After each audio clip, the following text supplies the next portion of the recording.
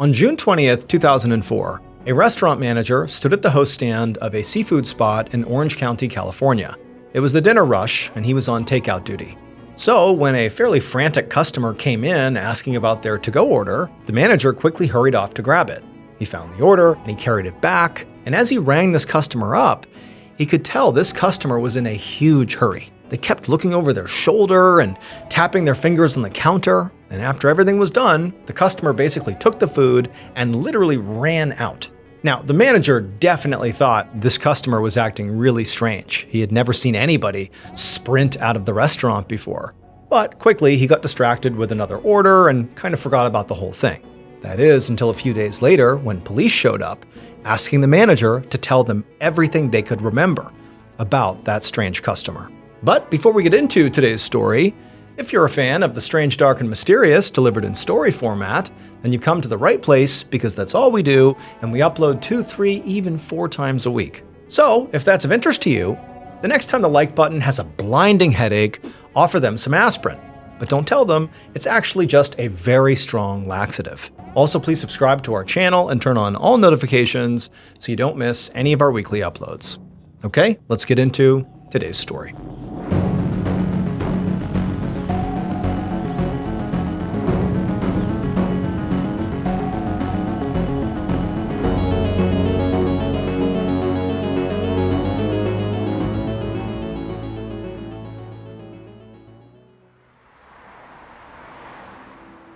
On Monday, June 21st, 2004, 72-year-old Jane Thompson drove her car down a road through the city of Laguna Niguel, California.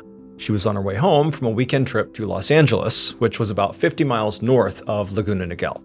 And because LA was so chaotic and full of activity and constant stimulation, Jane actually really appreciated this commute back home, this 50-mile drive. It was a time to be by herself and sort of decompress from being in the city. So Jane used to live in Los Angeles, where she had worked for decades in the film industry. But she had retired and moved to Laguna Niguel 7 years earlier. And this move had been like a total lifestyle change for Jane, because her career in LA had been fast-paced and exciting. She'd been an assistant to some really important people in Hollywood, and then also she was an award-winning producer, and then a decorator for various Hollywood celebrities. It was sort of very glamorous what she was doing. So even though Jane was generally a pretty quiet person who appreciated her alone time, like driving in the car right now, it still had actually been really hard to completely transition to the slow pace of life outside the glitz and glamour of Hollywood, especially because her girlfriend, Marion Reese, still lived in LA. Jane had known Marion for decades at this point. They'd started out as coworkers because Marion owned a production company and Jane had produced a lot of projects for her. Then at some point years ago, their relationship turned from a, working friendship into a full-blown romance, and they'd been involved ever since. And even though now they lived over an hour's drive apart, they still spent a lot of time together. Jane was actually going back to LA again on Friday because they had tickets to the opera, and then also Marion was going to be joining Jane on a cruise to Europe the following week. But for right now, Jane just kind of looked out her window as she drove by a cluster of houses. And she noticed outside one of those houses, she saw her friend, Mary Larkin, gardening in her front yard. Jane had known Mary for years, and she was really Jane's closest friend in town. They'd spent countless nights talking and drinking wine together, sometimes with Mary's other next-door neighbor, Karen, who had also become a close friend. So, naturally, Jane slowed down in her car, and she rolled down her window, and she called out to Mary to say hello, and to remind her that they were due for a wine night sometime soon, before she left for her cruise. And Mary, after hearing this, nodded enthusiastically and said she would for sure give Jane a call. After that, the two women said their goodbyes, and then Jane kept on driving. And a few minutes later, Jane saw her condo complex's entrance up ahead, and so she threw on her blinker and turned in. And pretty soon, she was surrounded by mostly identical units with orange-tiled roofs that were all packed really close together. But Jane loved her neighborhood. It was on this quiet hillside and less than 4 miles from the ocean, and she just felt completely comfortable there. It was the kind of place where people left their doors unlocked, and everybody seemed so warm and welcoming. And this meant a lot to Jane, because she didn't have any kids or living relatives. She was kind of on her own. So it was nice to feel like her neighbors were all looking out for her. As Jane pulled her car into the garage and got out, she looked across the street and saw her teenage neighbor, Sam Nelson, playing basketball in his driveway. Jane tried to get his attention and waved to him just to say hi, but when he looked over and saw her doing that, he kind of put his head down and quickly rushed inside his home. And Jane, she understood why. Clearly, he was embarrassed. So Sam was kind of a troubled kid. He had actually broken into Jane's house just this past Friday while she was out, and he took some of her jewelry. But he wasn't as clever as he thought he was, and Jane had quickly figured out it was him. So before leaving for her recent LA trip, she'd confronted him about it and told him to never do it again. And he was obviously mortified. But she had also told Sam that, she was not going to call the police here. After all, Sam was 15 years old, and he had just made a really dumb mistake. And in Jane's mind, Sam was a part of her beloved community, and so even though he had done something bad to her, she still wanted to look out for him. Plus, really, he hadn't taken anything that was particularly valuable or anything she really cared about, so she felt like she was just giving him a second chance, and this was no big deal. Now, Sam was obviously very appreciative at the time after realizing he was, not going to get in any real trouble here. But it was also clear now that he really didn't want anything to do with Jane. I mean, he was just embarrassed at the sight of her waving to him. But, for Jane, she figured maybe that was just as well. And so, after seeing Sam disappear into his house, Jane just shrugged, turned around, and headed inside her own house. Jane spent the next few days doing things around town, volunteering at the library and taking walks with her weekly walking group. And before she knew it, it was almost time to head back to LA. On Thursday evening, June 24th, so the night before she was set to go to LA, Jane stood in her kitchen making some pasta and thinking about what outfit she was going to wear for the opera in LA the next night. And then after she cooked and ate her dinner, she laid on the couch to watch some TV. Now, she had planned to only watch a little bit and then get some packing done, but pretty quickly she felt her eyelids get heavy, and soon she was fast asleep. 3 days later, on Sunday afternoon, Jane's friend and neighbor, Mary Larkin, the woman she had seen when she was driving home from LA, drove up to Jane's house with their other friend, Karen Hamara, and they jumped right out of the car. Mary had an undeniable knot in her stomach, which had only been getting tighter by the minute ever since Jane's girlfriend, Marion Reese, had called earlier to say that Jane had never showed up in LA for their trip to the opera, and now she was not answering her phone. And when she heard this, Mary immediately became very worried because, Jane just didn't flake on people without calling. And so given Jane's age, it seemed entirely possible that maybe she had an accident or medical emergency at home and needed help, and that's why nobody could get in touch with her. So after she herself tried calling Jane a few times but with no luck, Mary had gone over to her neighbor Karen's house and asked her if she would come with her to go to Jane's house just to make sure Jane was okay. And on their drive over, Mary had convinced herself, despite that feeling in her gut, that, everything would be okay. But now, as she went up Jane's driveway, she could see there were a few newspapers piled up at the end of it, which made her even more anxious that something was wrong here. And so Mary hurried right up the driveway, went to the front door, and began knocking. But as she and Karen stood there, they couldn't hear anything inside the house. Nobody was coming to the door. And so finally they left the porch and went around to the back of Jane's house to try her back door. And when the two women got into Jane's backyard, Mary froze, because she could see the sliding glass door that led into Jane's living room was clearly wide open. And so Mary and Karen, from right there in the yard, just began yelling through the open door for Jane, but there was no answer.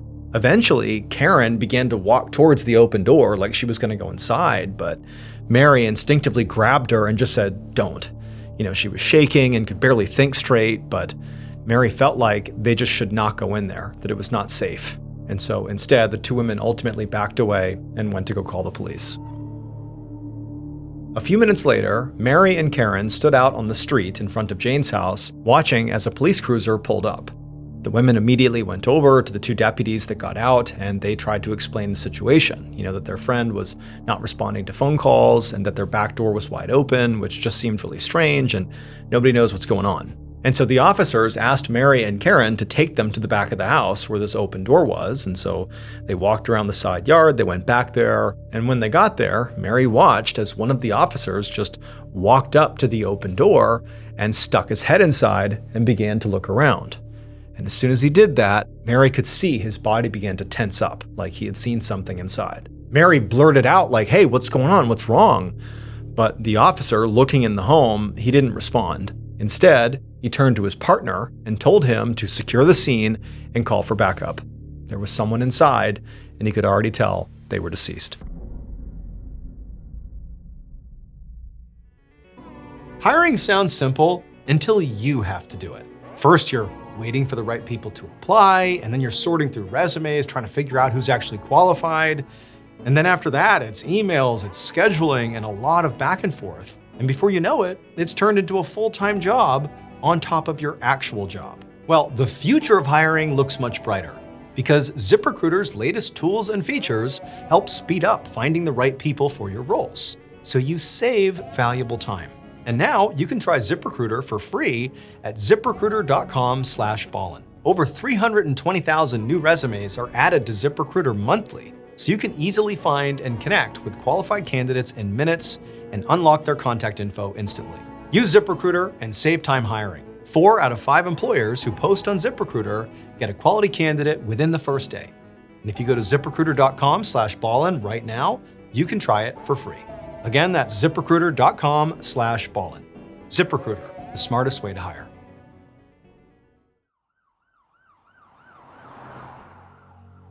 Just about an hour later, at around 6 p.m. on June 27, 2004, Detective Daniel Salcedo stopped his cruiser in front of a condo in Laguna Niguel, California. Dispatch hadn't told him much, just that an older woman had been found dead in her condo. When Salcedo got out of his car, he could see that there was police tape all over the condo's front door and the driveway. And just inside the perimeter, there was an officer speaking to 2 women who were crying and seemed very visibly upset. Dozens of other officers and crime scene technicians were also scattered around the area collecting evidence. And one deputy saw Salcedo and hurried over to give him an update. So the deceased woman had been identified as the owner of the condo, 72-year-old Jane Thompson. And at first glance, it very much appeared like she had been attacked. She had been murdered. Her 2 friends, the 2 women who were very upset talking to police, had called the police for a wellness check, and the officers who responded had found Jane lying in the living room. They'd been able to get through her sliding back door because the door was already open. Salcedo glanced back over at the 2 women in the driveway who were still talking to the police, and Salcedo told the deputy to make sure they stuck around because after he took a look inside, he wanted to speak to them as well. As the deputy hurried off to do what he was told, Salcedo walked around to the back of the house, and when he got there, he saw that not only was the sliding door open, but there really weren't any signs of forced entry around it, which could mean that it had been left unlocked, or that maybe Jane knew her attacker and let them in. And so Salcedo stepped inside the condo. And right away, he saw there were all these technicians all over the place working hard to gather evidence and process the scene. And also what he saw was blood spatter all over the walls and all over the furniture. And then when he looked down at the floor, he saw Jane's body. She was lying face down between her couch and coffee table with a large pool of blood around her head. Salcedo crouched down next to her to get a better look, and he saw her wounds were just brutal. Her head had been so badly pulverized that Salcedo could not only see her skull, the actual bone, but he could actually see the breaks in her skull. Her skull was shattered. Now, Salcedo would have to wait for the autopsy to be sure, but to Salcedo, it was very clear that somebody must have beaten this woman with some kind of heavy object over and over and over again. A couple of minutes later, Salcedo stood back up. Based on the extent of Jane's wounds, it seemed pretty obvious to him that this was a frenzied, rage-filled attack, and that it likely had happened really quickly, or maybe, the attack happened in such a way that Jane was completely caught off guard. Because aside from the awful trauma to Jane's head, Jane didn't appear to have really any other wounds. So it didn't seem like she tried to fight back or defend herself. And aside from the blood spatter, the room around her didn't show any signs of a struggle. It's like she just got destroyed right here and blood went everywhere. Salcedo left Jane's body and searched the rest of her condo. He went in her bedroom, searched her closets, went in the office, went in her kitchen, but there were no signs of anybody ransacking the condo. There was no obvious theft that had taken place, at least at first glance. There were expensive electronics that were still out and not claimed. So to Salcedo, at least right now, he was pretty sure this was not a robbery gone wrong. As he wrapped up his initial walkthrough of the condo, an officer called Salcedo back into the kitchen. And when Salcedo went over, he saw the officer was standing by the landline's answering machine. The officer told Salcedo there were a bunch of new messages on there, and they started the morning of Friday, June 25th. Now, Salcedo was very excited to hear that because that gave them something of a timeline to work off of. Because if Jane had stopped answering her phone by, Friday morning, then that means she could have died maybe overnight on that Thursday the 24th, or maybe even in the morning before that first message came through on the 25th. At least that would be the latest she could have died based on the message. So Salcedo told the officer to be sure to log the tape into evidence. Then Salcedo went back to the living room where Jane's body was and all the texts were, and he just stood there with his arms crossed, thinking about, what's he going to do next? Considering the attack had all the signs of being highly emotional, Salcedo felt confident that Jane's killer was someone who knew her and was deeply angry with her.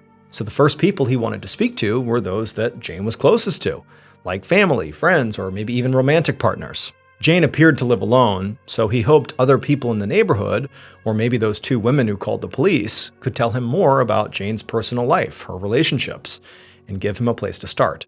So Salcedo grabbed a few officers, and they headed outside to begin asking some questions. When he got outside, Salcedo could see there was now an audience of people, a crowd of, who Salcedo assumed were residents of this complex that were gathered at the edge of the police perimeter. And Salcedo understood why. Brutal homicides like this one rarely happened in this area, if ever. There was probably going to be a lot of panic and rumors in this community because of it. And based on the literal layout of this complex, the fact that all these condos are basically on top of each other, he knew that, those rumors would likely spread really quickly. But also, the fact these condos were tightly packed together gave Salcedo an advantage. Very likely because people are living on top of each other, somebody might have heard or seen something that could help break this case wide open. Just then, another police cruiser pulled up in front of the house, and a detective named Brian Sutton stepped out of the car. And when Salcedo saw who it was, he immediately felt relieved. Salcedo worked extremely well with Detective Sutton, and interviews were sort of like their specialty. As a duo, they had an instinct for asking the right questions that got people talking.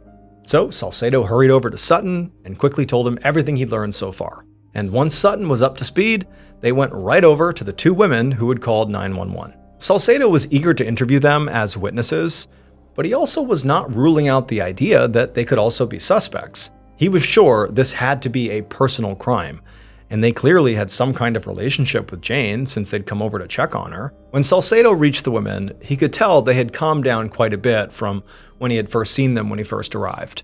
And the women, they were composed enough to tell him their names, Mary and Karen. They then explained that they were good friends with Jane and they'd come over to check on her. Because recently, Mary had gotten a call from Jane's girlfriend, Marion Reese, who lived in LA, and Marion had been worried because Jane had not shown up in LA for plans they had, and so she was trying to find out where she was she okay?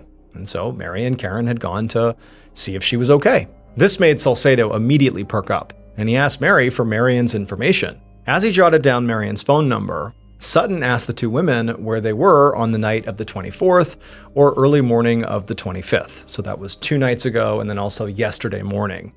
And both of them said they had alibis.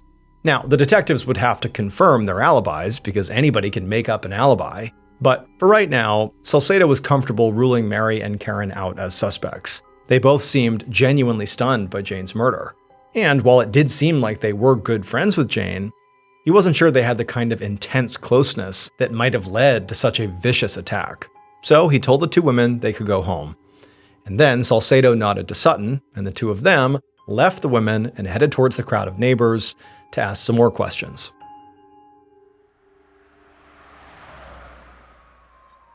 The next morning, Monday, June 28th, and Salcedo was behind the wheel of his cruiser with Sutton in the passenger seat. They were almost at the end of their long drive up to Los Angeles to interview Jane's girlfriend, Marion Reese. Salcedo was eager to get her statement, because right now, they didn't have that many other leads.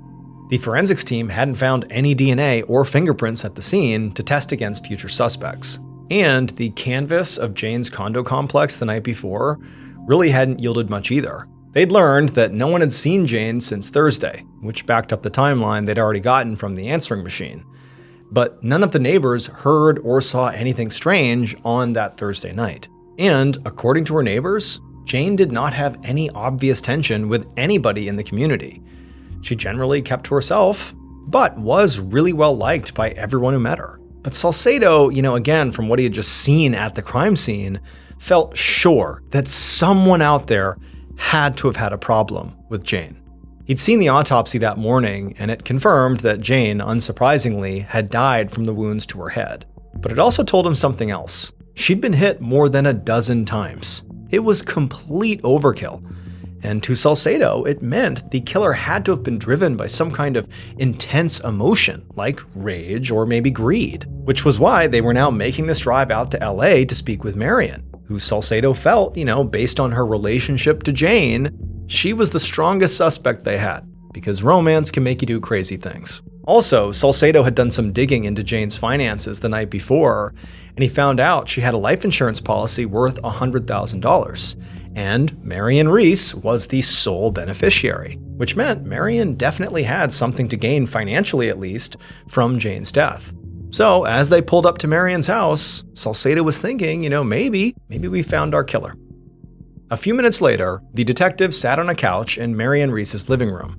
The home was on the small side, even by LA standards, but it was very tastefully decorated. Marion sat down across from them in an armchair, and when they looked at her, they could see her eyes were very red and puffy, like she'd been crying. She also had a glass of water in her hand that she kept lifting up, like she was gonna take a sip, but then she would just place it back down again without taking a sip. It was like she didn't know what she was doing. Marion had clearly already heard about Jane's death, and to Salcedo, she really was showing every sign of genuinely being in shock. So he wanted to be very careful with his line of questions and make sure, he didn't overwhelm her. If she just shut down, he might not get the information that he really needed. So, after a minute, Salcedo began by just asking Marion how she knew Jane. And Marion, she took a deep breath, and then with a very shaky voice, she explained that they had known each other for almost 50 years. They used to work together. Jane had done a lot of producing for Marion's production company. As Marion went on to describe more about how they met each other and how it kind of transitioned from working together to, romance, Salcedo could sense that Marion was kind of calming down. And she was calming down to the point where he felt like now he could introduce the tough stuff. So he turned and he nodded to Sutton. And at that point, Sutton asked Marion if she knew that Jane had named her, Marion, as the sole beneficiary on her life insurance policy. And Marion immediately gasped, and she said she had no idea Jane had done that. But she also said it did sort of make sense. She said that Jane really didn't have any family, and in some ways, Marion was her family, or at least was her closest relationship. Now, Salcedo felt like Marion's reaction to this was very earnest, but he couldn't be sure. So he pressed her some more, and he asked her where she was last Thursday night when presumably, Jane was killed. But Marion just said she was with friends all night in LA, and she gave Salcedo all the phone numbers of these friends so he and his partner could confirm it. They talked for a while longer as Marion went over the details of how Jane missed their opera date on Friday and then stopped returning her calls, and it all lined up with what Jane's friend, Mary, had told them. So eventually, Salcedo and Sutton stood up to leave.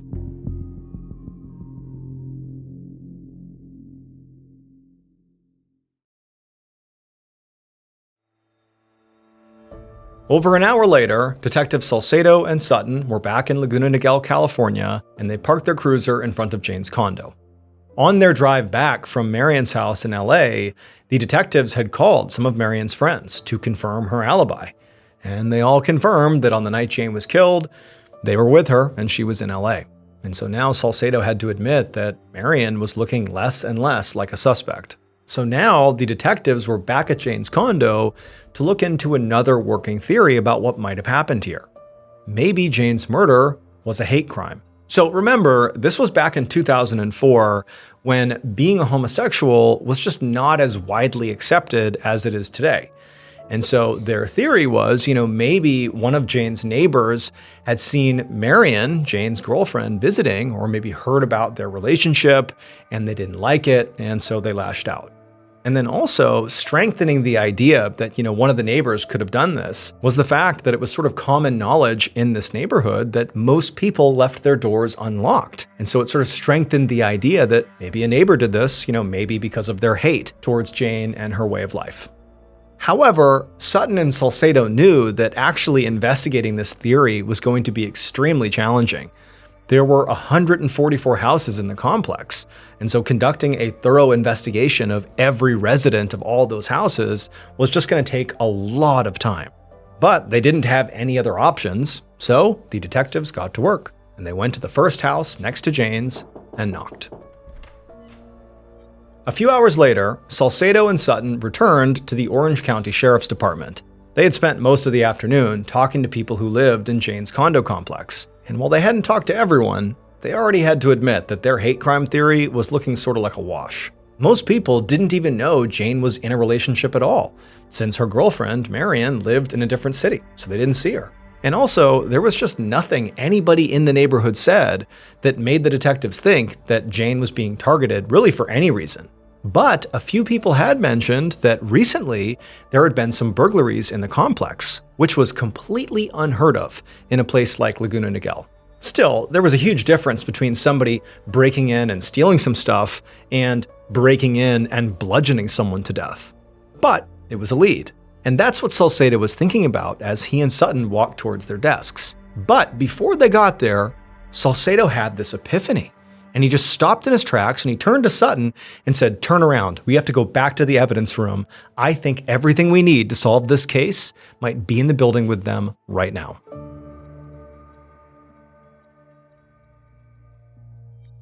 The following day, Salcedo and Sutton pulled up in front of a restaurant called the Beach House. The previous afternoon, Salcedo had suggested that he and Sutton go back to the evidence room and listen to Jane's answering machine tapes. Now, to be clear, they had already listened to the tapes before, but none of the messages had seemed particularly important. But now, based on what they'd learned over the course of their investigation, they realized that those messages actually told them a lot. And so Salcedo and Sutton had spent hours re-listening to the tapes and gathering even more evidence to confirm what was on it. And even though they were pretty sure all this evidence they were getting told them who killed Jane, they still needed one more piece to fall into place. Now they had a book of photos with them, and they knew for a fact that one of these photographs was of their killer, and they just needed somebody in this restaurant to verify it. So as soon as they got inside, they found the manager and explained why they were there, and then they asked him, "Hey, would you mind looking at these photos to see if you recognize anyone?" The manager looked a bit alarmed, but he ultimately agreed and said he would. So they went into the back room, they opened up their book of photos, and the manager looked, and pretty much immediately he pointed to one picture. And when Salcedo saw the person the manager was pointing to, he knew they'd cracked the case. Based on forensic evidence and also a confession, here is what investigators believe happened to Jane Thompson in the early morning hours of June 25th, 2004.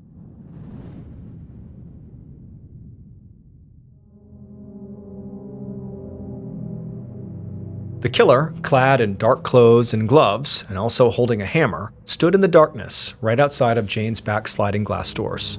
Now, the killer had already been to Jane's house a few times that night, but each time they had come earlier, they had ultimately chickened out and left, because when they would get there, they would look in the back door and they would see Jane asleep on the couch in front of the TV.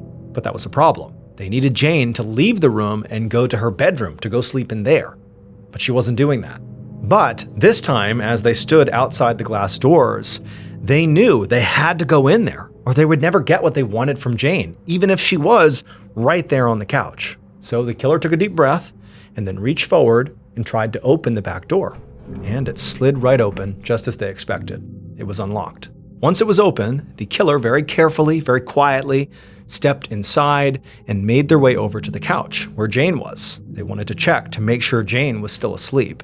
But as the killer is hovering over Jane, looking down at her, she's on her back on the couch, the killer practically fainted when Jane opened her eyes and looked right at them. And the killer was so surprised and so scared that they instinctively lifted up their hammer and brought it down on Jane's head. And when the killer finally stopped and kind of calmed down for a second, they just stared at Jane's destroyed body in total shock. Then they backed away and realized the hammer, the murder weapon, was dripping blood everywhere. So they grabbed the head of the hammer with their gloved hand to kind of stop it from dripping, and then ran right back out the sliding door. The killer hurried across the street outside, tossing the hammer into the trash as they went. And when they finally got to their home, they stripped off their clothes, balled them up, and then tried to decide where to hide them. And as they thought about that, they looked out their bedroom window at the house across the street, where they just killed the one person who had given them a second chance. It would turn out Jane was murdered by a child, her 15-year-old neighbor, Sam Nelson. Sam had actually broken into Jane's house more than once. He'd broken in repeatedly and stolen a lot of things from her, including her credit cards. That was what the phone messages had been about. Jane's credit card company had called her back after she had reported a series of fraudulent charges. And one of those charges was at that restaurant that the investigators visited with the photo lineup. And the manager, when he looked at the photos, recognized Sam, because Sam had been in there recently. The reason Sam was stealing from Jane, and also from other people in the neighborhood, was ultimately just because he was trying to keep up with his appearance. He used these stolen credit cards and money to buy food and items that would, in his mind, impress his wealthy classmates. On the night of Jane's murder, Sam did not go in there with the intention of killing her. He went in there with the intention of robbing her. But for whatever reason, when, she opened her eyes and saw him, he sort of panicked, hit her once with a hammer, the blood went in his mouth, his mind went blank, and then suddenly he's beating her to death. Sam was arrested and eventually sentenced to 25 years to life in prison for Jane's murder and also for multiple counts of burglary. His earliest eligible release date is in 2027.